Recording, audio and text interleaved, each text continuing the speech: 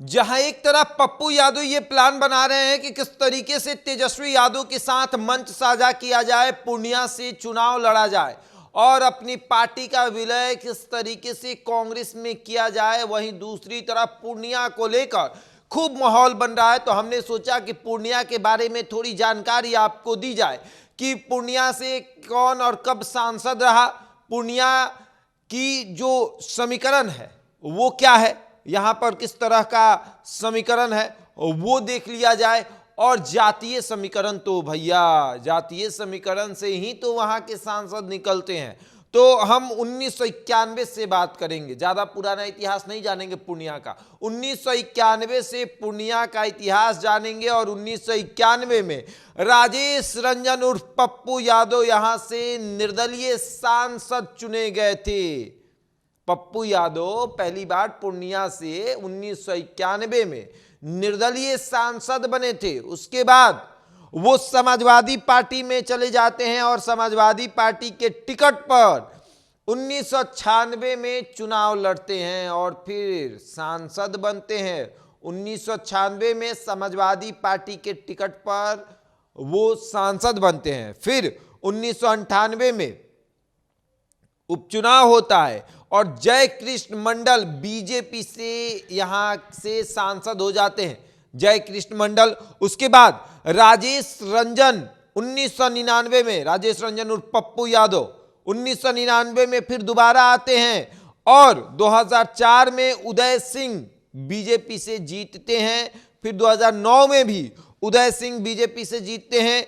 2014 में संतोष कुमार कुशवाहा जेडीयू से चुनाव लड़ते हैं और वो जीत जाते हैं। जब नीतीश कुमार कुछ ही सीटों पर 2014 में अपनी इज्जत बचा पाए थे, उसमें पूर्णिया भी था। जी हां, 2014 में वो अकेले चुनाव लड़े थे और उसमें कुछ ही सीट निकल पाई थी। उसमें पूर्णिया भी एक सीट था जहां पर जेडीयू के उम्मीदवार की जीत हुई थी, जिनका नाम संतोष कुमार कुशवाहा है।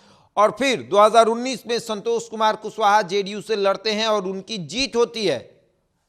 और अब आते हैं कि 2014 में संतोष कुमार कुशवाहा को 4,18,826 वोट मिला था। वहीं दूसरी तरफ उदय सिंह और पप्पू सिंह जो भारतीय जनता पार्टी से चुनाव लड़े थे, उनको 3,02,157 वोट मिला था और हार हुई थी 1,16,659 वोटों से।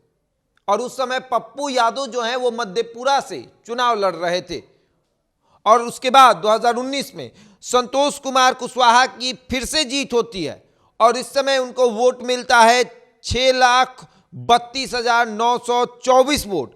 और उदय सिंह जो हैं वो चुनाव लड़ते हैं, उदय सिंह और पप्पू सिंह, लेकिन कांग्रेस से जाकर चुनाव लड़ते हैं। वो भारतीय जनता पार्टी से नाराज हो जाते हैं क्योंकि इनका टिकट कट जाता है, एनडीए में नीतीश कुमार आ जाते हैं। तो उदय कुमार सिंह जो है उर्फ पप्पू सिंह वो चले जाते हैं कांग्रेस में और कांग्रेस के टिकट पर चुनाव लड़ते हैं। और उसके बाद उदय सिंह जो है वो उनको वोट मिलता है 3,59,463 वोट। तो समझ लीजिए कि 2,63,461 वोटों से उनकी हार हुई। अब देखिए, उदय सिंह और पप्पू सिंह भारतीय जनता पार्टी से आते हैं, संतोष कुमार कुशवाहा भारतीय जनता पार्टी से पहले विधायक रहते हैं और नाराज होकर वो जेडीयू में आते हैं। 2014 में चुनाव लड़ते हैं, विधायक से सांसद बन जाते हैं। उनकी भी अगर राजनीतिक इतिहास उनका देखा जाए तो वो भी भाजपा के हैं, उदय सिंह भी भाजपा के हैं, लेकिन कांग्रेस में आए हैं।